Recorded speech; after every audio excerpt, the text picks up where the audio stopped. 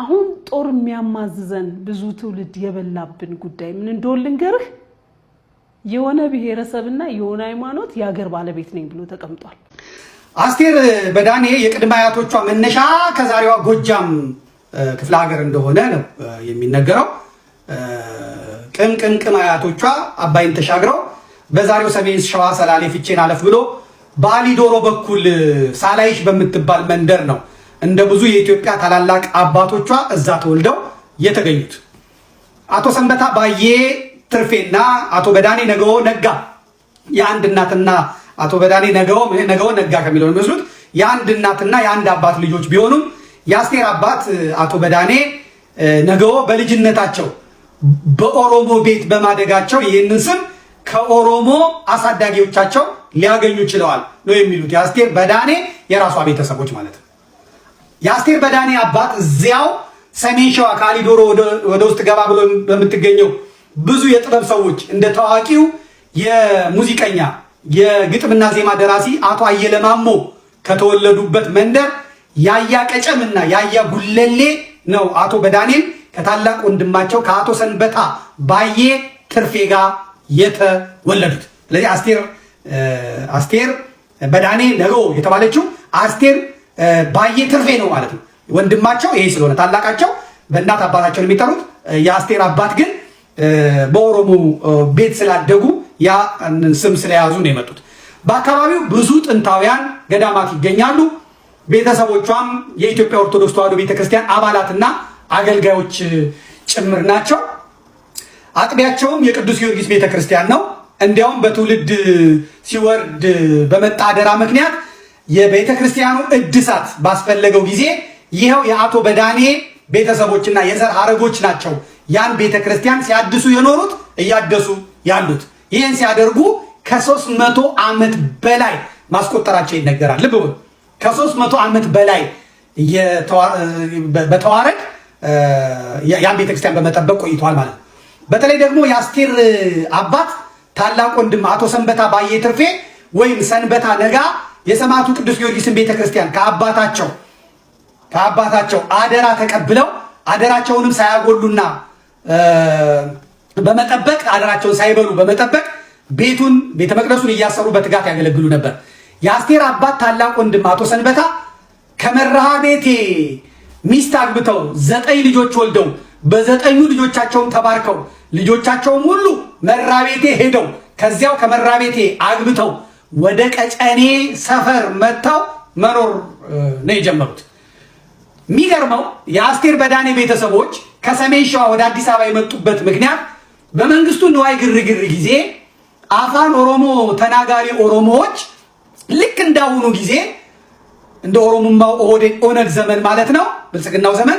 አማርኛ ተናጋሪ የሆኑት ከሰፈራችን ከከተማችን ይውጡልን በማለታቸው ምክንያት አቶ ሰንበታ አፋን ኦሮሞ ተናጋሪዎችን ሸሽተው ተወልደው ዘር ማንዘራቸው ከኖረበት ሀገር ሁለቱን ህፃናት ልጆቻቸውን ይዘው መጀመሪያ እዛው ፍቼ ራስ ካሳ አስጠግቷቸው ሲኖሩ በኋላ ሲረጋጉ ወደ አዲስ አበባ በመምጣት ቀጨኔ መድኃኔዓለም ሰፍረው የተቀመጡት ማለት ነው ታላቅ ወንድማቸውን ተከትለው የመጡት አቶ በዳኔ ከሰላሌ እንደመጡ እንደ ዘመዶቻቸው የሰፈሩበት ስፍራ እዚያው ቀጨኔ ነው ማለት ነው በዚያም ለአቅመ አዳም ሲደርሱ አቶ በዳኔ መራቤቴ የሞረት ተወላጅ የሆነችውን ቆንጅዬ ደርባባ አሁን አሜሪካ ሲያትል የአስቴር ታላቅ ወንድም በሚኖርበት ሀገር አሜሪካን የሚኖሩትን ወይዘሮ አልማዝን አገቡ አቶ በዳኔ ማለት ነው በጣም አሪፍ የህይወት ታሪክ ትንተና ነው ዘመድኩን ዘመዴ የሰጠን እዚህ ጋር ዘመድኩን በቀለ አሪፍ ነው የአስቴር በዳኔን ታሪክ በደንብ አድርጎ ያብራራው ይገኛል መረጃውን ሰብስቦ ነው እና ይገርማል እንግዲህ በዚህ ልክ መሆኑ ራሷ እንግዲህ የወጣችበት ማህበረሰብ ነው እየሰደበች ያለችው ማለት ነው እንግዲህ ከየት ነው መጡ የተባለው ከአማራ አካባቢ ነው የመጡት ታዬ ቦጋለም እንደሰማነው ሰሞኑን አባቱ ከጎጃም እንደመጣ ተናግሯል እንግዲህ ከወጡበት ማህበረሰብ መተው ነው እሱ ነው እንግዲህ ዲፌንድ ሊያደርጋት የፈለገው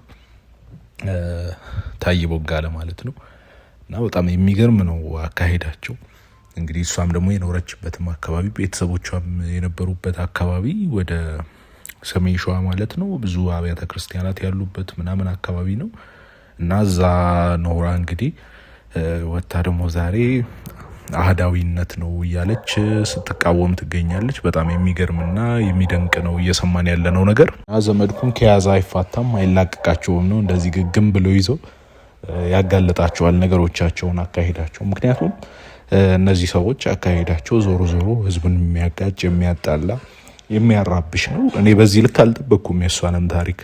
ቤተሰቦቿም በዚህ ልክ ቁርኝት ያላቸው ከማህበረሰቡ ጋር ከሃይማኖቱ ጋር አይመስለኝም ነበር በዚህ ልክ። ነገር ግን በዚህ ልክ ሆኖ ነው። ያው የሀገር ፍቅር ነገር አላት ብዬ አስባለሁ የአስቴር በዳኔ ከዚህ በፊት ስትናገራቸው ከነበሩት ነገሮች አንጻር ምናምን። ነገር ግን በኋላ ግን ይሄ የተለያዩ የብሔርተኛ የሆኑ የኦሮሞ ብሔርተኝነት ምናምን የሚያራምዱ ሰዎች በኋላም ደግሞ ተበድለናል የበዳይ ተበዳይ ትርክት የለም ያን አይነት አካሄድ የሚሄዱ ሰዎች ወደዛ ወደ አሉታዊ ነገር የከተቷት ይመስለኛል ሳስበው። በጊዜያት ውስጥ ወደ እንደዛ አይነት ነገር ከተዋት ነገሮች እየተበላሹ የሄዱ ነው የሚመስለኝ አካሄዳቸው እንጂ ቀጥታ በአንድ ጊዜ የሆነ ነገር አይመስለኝም። ነገር ግን አንዴ የአፍ ወለምታ በቅቤ አይታሽም ነው የሚባለው አይደልና አንዴ ስተው የተናገሩት ነገር በኋላ ዋጋ ያስከፍላል። በተለይ ዛሬ ካሜራ ያለበት ቪዲዮ ያለበት ነውና አደባባይ ላይ ቪዲዮ ላይ ወጣ ነው እየተቀረጸችው እንደሆነ እያየች የተናገረችው ይሄን ነገርና አሽቶ ለመመለስ ይከብዳል፣ ለማስተካከል ይከብዳል። ስለዚህ ሁልጊዜም ቢሆን የምንናገረውን ነገር በተለይ በሚዲያ ወጥተን ስንናገር መጠንቀቁ አስፈላጊ ነው። ማለበለዚያ ከህዝብ ልብ ውስጥ አንዴ ነው ተነቅለን የምንወጣውና ጥሩ አይደለም። እሷ ብዙ ነገሮች አስባለሁ ብዙ ነገሮች ለሀገር አስባለሁ ምናምን መተል ከሆነች ያውም ደግሞ በጣም ከባድ ንግግር ነው የተናገረችው። የሀገሪቷን ሁሉ ችግር ምንጭ አንድ ብሔርና አንድ ሃይማኖት ላይ ብቻ አላካ ነው የተገኘችውና ይሄ ደግሞ በጣም ብዙ ነገር ዋጋ የሚያስከፍል ነው፣ መጥፎ ነገር ነው እና ይሄን ነገር መታረም አለባት።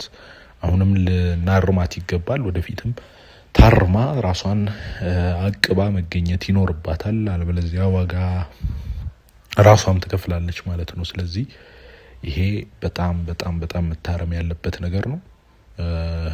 እንድታርምም እየነገርናት እንቀጥላለን። ምክንያቱም እሷ አሁንም ቢሆን በቂ በሆነ ሁኔታ ወጥታ ልክ አይደለም የተናገርኩት መታረም ነበረብኝ መስተካከል ነበረብኝ አላለችም። ለዛ ነው ዘመድኩን በቀለም አሁንም ያወጣው። ከዚህም በፊት ተናግሯታል በደንብ አድርጎ ልክ እንዳልሆነች በደንብ አድርጎ ረግጦ ተናግሯል። አሁን ደግሞ የህይወት ታሪኳንም ጭምር በመተንተን ምን ይመስል እንደነበር ከዚህ ውስጥ ወጣ ነገሮችን እንዴት እያበላሸች እንዳለ እየተነተነ ነው።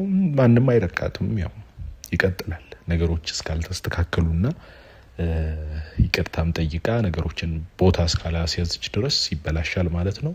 እናንተ ምን ታስባላችሁ? ኮሜንት ላይ አስቀምጡልኝ። ቪዲዮን ላይክ አድርጉ፣ ቻናሉን ሰብስክራይብ አድርጉ። በቀጣይ እስከምንገናኝ ደህና ሰንብቱ።